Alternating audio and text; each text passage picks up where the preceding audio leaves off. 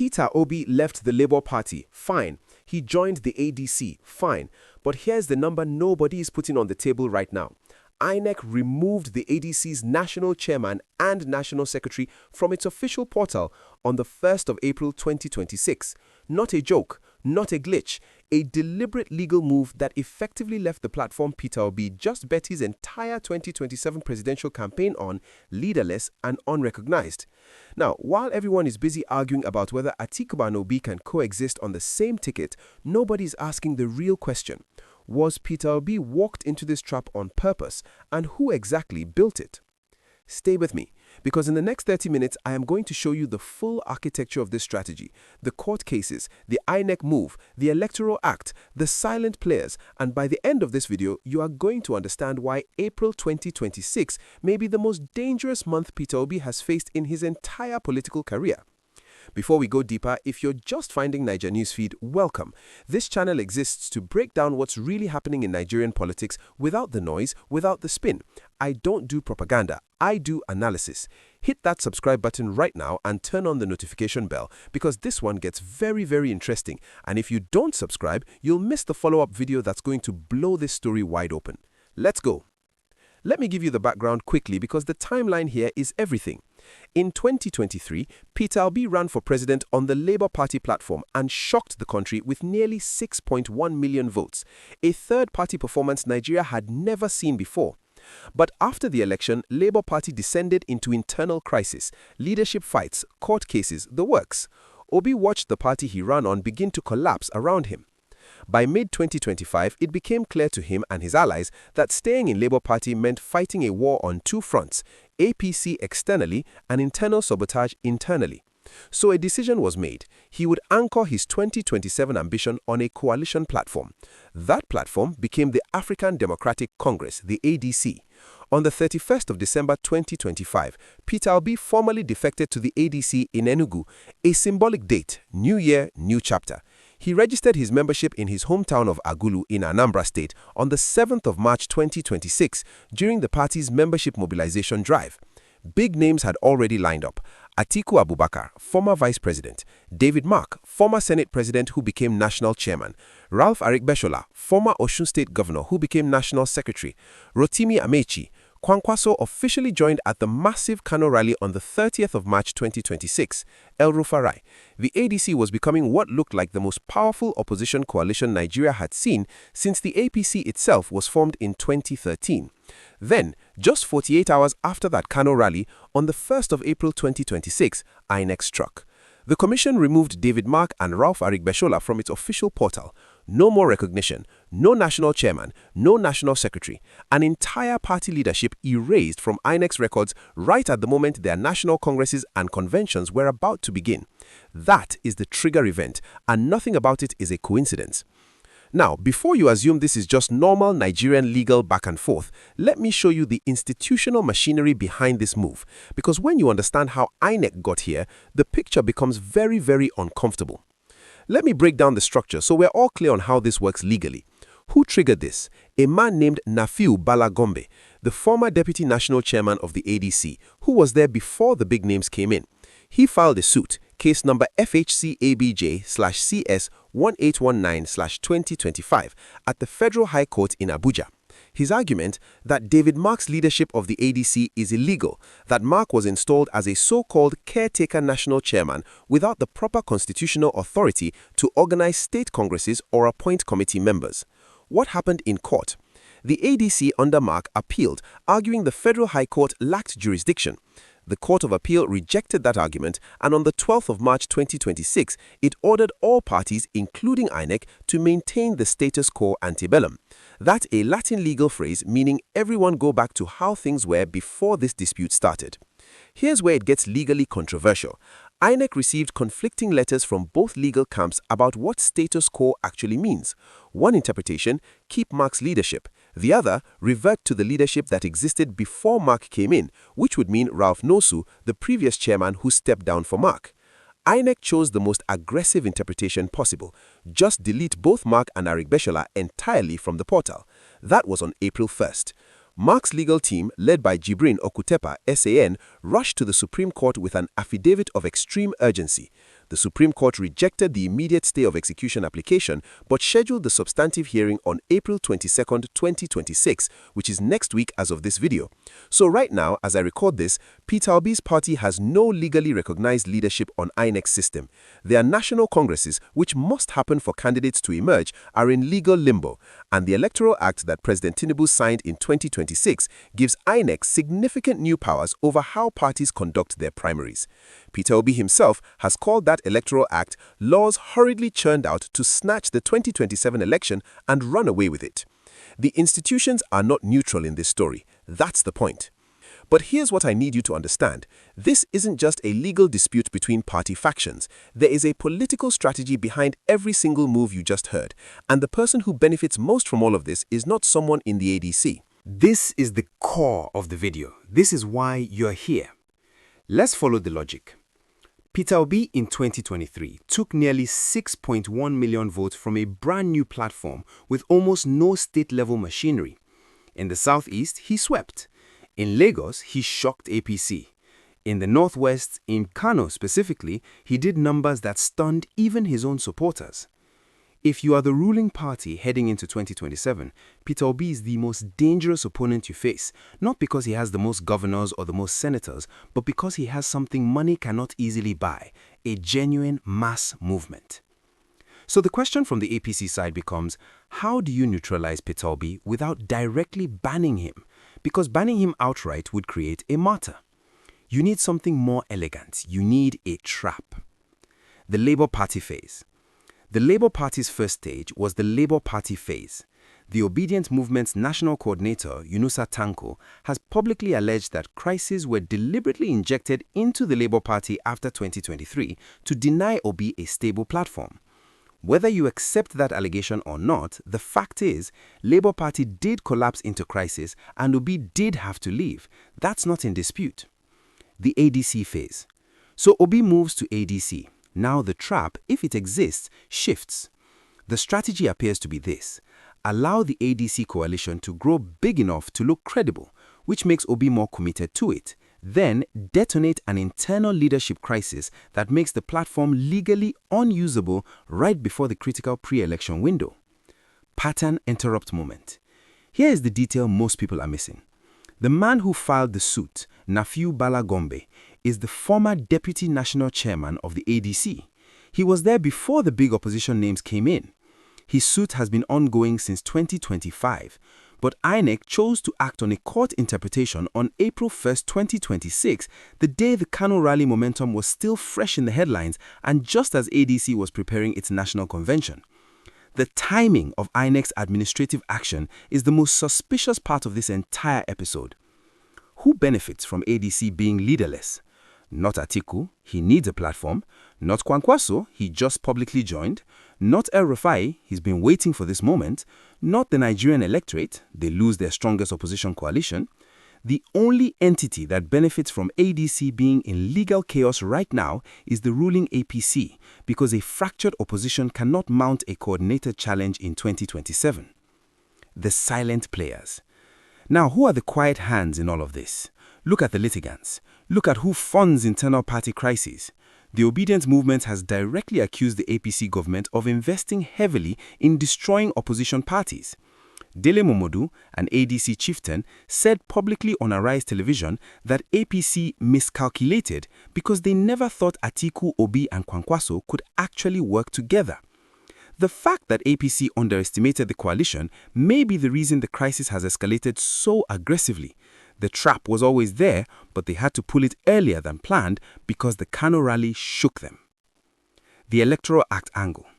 While all of this is happening in the courts, President Tinubu quietly signed the Electoral Act 2026 into law. Peter Obi has announced he will challenge it in court, but here's the problem. Even if Obi wins that legal battle eventually, every day spent in court is a day not spent building structures in the Northwest, registering voters in the South-South, or securing governorship alliances. The litigation itself is the weapon. The 20 parties reveal. On the 14th of April 2026, Peter Obi, clearly frustrated, publicly said that if the ADC's internal processes are again compromised, he would leave. He said, and I quote the spirit of it, "If I have to move 20 times, I will." That statement tells you two things. One, Obi himself sees the pattern, he knows what's happening to him, and two, he has no clean exit. Every party he goes to, the same playbook can follow. That's what makes it a trap. Not one party, a pattern, a system. Now, if what I just laid out surprises you, I want you to stop for 5 seconds and drop a comment below. Just tell me, do you think this is a coordinated plan or is this normal Nigerian political chaos? Because where you land on that question will determine how you read everything I'm about to show you next. And while you're down there in the comments, if you haven't subscribed to Naija Newsfeed yet, please do it now. It costs you nothing and it's genuinely the only way to help me keep bringing you this level of analysis. Every subscriber is a vote for independent political commentary in Nigeria. Let's continue. Let's zoom out from Peter Obi specifically and talk about what this means for Nigeria as a whole. Democracy and the opposition function. A healthy democracy requires a credible opposition, not just an opposition that exists on paper, one that can actually mount an electoral challenge. If the ADC crisis is allowed to succeed in fragmenting the coalition, Nigeria heads into 2027 with effectively a one-party dominant situation. APC has the incumbent, the INEC apparatus, and the resources. If the opposition cannot unify, 2027 becomes a coronation, not an election. The Southeast question. Peter Obi's candidacy carries enormous symbolic weight for the Southeast, which has not produced a president since Nnamdi Azikiwe's ceremonial presidency. If Obi is denied a platform, not by voters, but by institutional maneuvering, the bitterness in that region will deepen. We are already watching restiveness in the Southeast. Denying the region's most credible presidential candidates through legal gymnastics is not good for national unity. This isn't about ethnicity, it's about political inclusion, and exclusion breeds grievance. Economic consequences. Nigeria is in a severe economic crisis. Inflation above 30%, a devastated naira, fuel subsidy removal pain that ordinary Nigerians are still absorbing. 2027 was always going to be a referendum on economic governance. A weakened opposition means less pressure on the government to perform, and that directly affects every Nigerian who goes to market. INEC's credibility. Perhaps the most serious national implication is what this does to INEC as an institution. When a supposedly independent electoral body makes an administrative decision deleting party leadership from its portal in a way that appears politically timed and legally questionable, it corrodes public trust in the entire process. If Nigerians don't trust the referee, they stop believing in the game. This section is relevant because this is not going unnoticed outside Nigeria. Diplomatic observers. At the ADC's National Convention held despite INEC's actions, the British High Commissioner, the Chinese ambassador, and the Norwegian envoy were reportedly in attendance. That's not accidental. Foreign missions attend events where they believe power may be shifting. Their presence was a signal of international interest in whether Nigeria's 2027 election will be credible. The diaspora dimension. The Obidient movement has a significant diaspora wing in the UK, the US, Canada, and Europe. These are Nigerians who fundraised, mobilized, and drove voter engagement in 2023. The Obidient movement has now issued an alarm to the international community about what it calls a sinister scheme to deny Obi a platform. That language, international community, is deliberately chosen. It's designed to raise the political cost of any action against Obi by internationalizing the story. US and UK democracy concerns. Both the US and UK have previously raised concerns about electoral integrity in Nigeria. The 2023 election saw both governments issue statements about irregularities. If 2027 produces opposition suppression through institutional means rather than ballot stuffing, the more sophisticated version of the same problem, that's actually harder for Western governments to condemn publicly. But it doesn't mean they aren't watching. The international angle matters because Nigeria's relationship with Western governments, including IMF support, World Bank lending, and bilateral trade, is influenced by its democratic health. A 2027 election seen as fundamentally compromised would have economic consequences beyond the political. Now, let me steel man the other side, because I refuse to give you only one angle. Argument 1. INEC was just following the court order. This is the most common defense of INEC's actions, and on its face, it has some merit. INEC did receive a Court of Appeal order. The problem is the interpretation. Legal experts have pointed out that INEC chose the most aggressive possible reading of status quo antebellum. It could have simply frozen all actions pending clarity. Instead, it deleted leadership names. That is an active choice, not a passive compliance. The fact that this choice was made right before ADC's convention window and not in the 6 weeks between March 12th ruling and April 1st is where the argument breaks down. Argument 2. ADC's internal crisis is their own problem. They should have done due diligence. Fair point, partly. The ADC did inherit a pre-existing leadership dispute when the big names moved in. Nafiu Bala Gombe's case was already in court. The coalition should have resolved that before publicizing itself as a platform. But here's the thing. In Nigerian politics, every major party has litigation somewhere. PDP has had hundreds of internal suits. APC has had them too. The question is not whether a dispute exists. It's whether INEC applies the same aggressive administrative response to APC's internal disputes. The answer, historically, is no. Argument 3. Peter Obi is being paranoid. This is just politics. Yes, it's politics. That's the whole point. The allegation is not that Obi is imagining enemies. It's that the political system is being used as a tool. Peter Obi himself is not claiming he's being personally victimized by supernatural forces. He's pointing to specific institutional actions, the Electoral Act, INEC's ADC move, the Labour Party crisis, and drawing a pattern.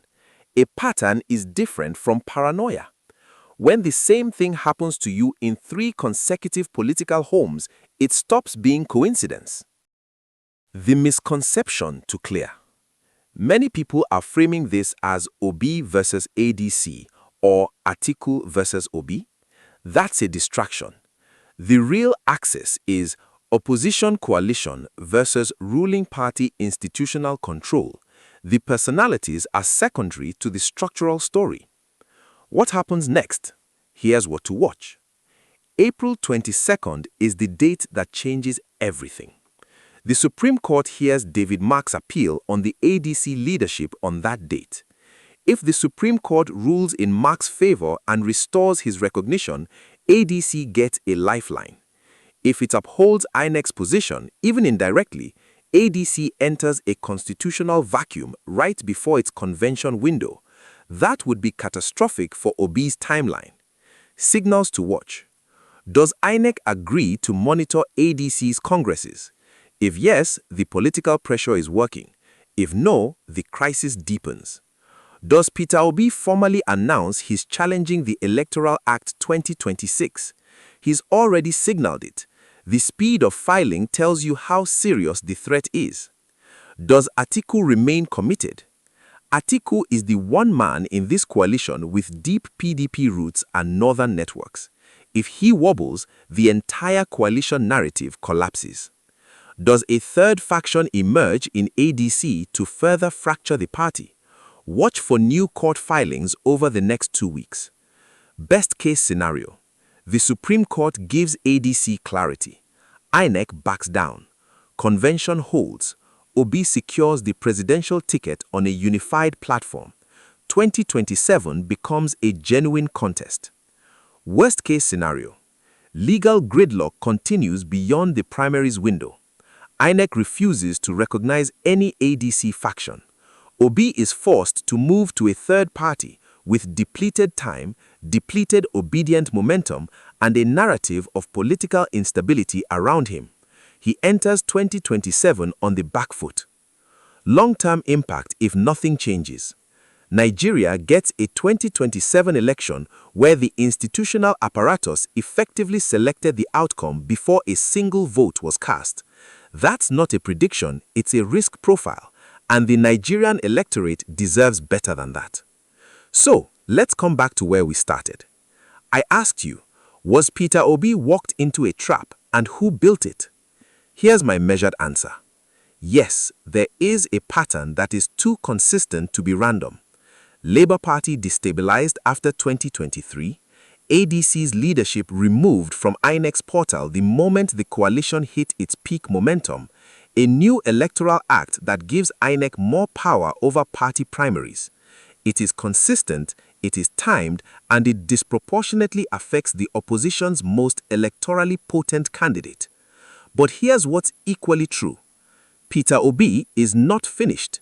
He said himself he will move 20 times if necessary. The Obidient movement is not dead, and the April 22nd Supreme Court hearing could reset the board. Nigeria's democracy is being tested, not just for Peter Obi's sake, but for every Nigerian who believes that elections should be decided by voters, not by who controls the institutional levers. So, the real question for 2027 is not whether Obi wins, it's whether Nigerians will be allowed to have a free and fair choice at all. I want to hear from you. Drop your take in the comments. Do you think Obi can survive this, or has the trap already closed? If this breakdown gave you a clearer picture of what's really going on, do me one favor. Share this video with one person who needs to understand what's happening in Nigerian politics right now. One share can change someone's perspective completely. Like the video, and most importantly, subscribe to Naija Newsfeed. I want to be very honest with you. Subscribing is the only real way you can help me do better. Every new subscriber tells me that the work matters, that the research matters, that the analysis matters. It keeps this channel alive and independent. So, if you believe in what we're building here, subscribe, turn on the bell, and I'll see you in the next one. Stay sharp, Nigeria.